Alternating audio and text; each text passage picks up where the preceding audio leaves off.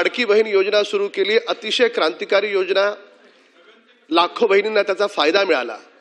आणि एक आमदार या नात्यानं मी माझ्या घाटकोपरमध्ये जवळपास प्रत्येक घरामध्ये फॉर्म भरून घेतले।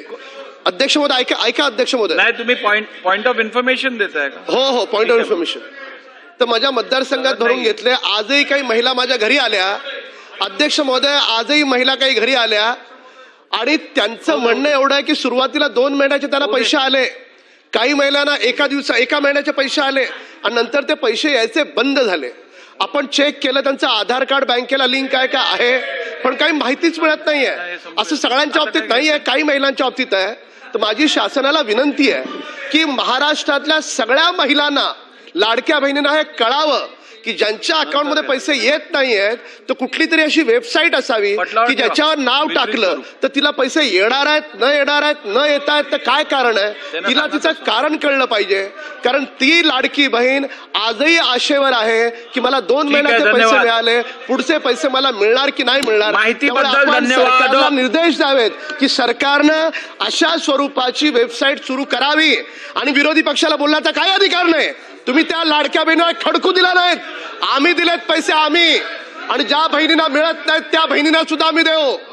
आणि सन्माननीय आदित्य ठाकरे साहेब, तुम्हाला तर जराही नाही, तुम्हाला तर जराही नाही, महापालिका लुटून खाल्लीत तुम्ही। पंकजाताई बोला, नियम बोला बोला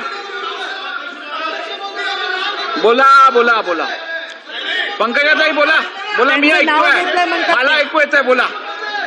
त्यांचं महाराष्ट्र विधानसभा आता विषय वाढवू नकात, ठीक आहे। निवेदन पटलावर ठेवण्यात आले। त्याचं नाव कशासाठी घेतलं मला माहित नाही। सन्माननीय सदस्य जे बोलत होते ती वस्तुस्थिती आहे। अनेक महिलांना वाटतं की त्यांना फसवलं गेलेलं आहे, कमी पैसे मिळतात बँकेच्या खात्यांमध्ये, त्यांची नावं कापली जातात। मी तर त्यांचं अभिनंदन करत होतो की वस्तुस्थिती त्यांनी हाऊस समोर आणलेली आहे, तर एवढं चिडण्याची काय गरज होती? आम्ही सगळे तर त्यांचे अभिनंदन करत होतो की महिलांची फसवणूक ही लाडकी बहीण योजनेत कशी होत आहे, ठीक, हे त्यांनी लोकांसमोर आणलं। ठीक आहे, चला लक्षवेधी क्रमांक 1 नाना भाऊ, नाही आता नाही, लक्षवेधी क्रमांक 1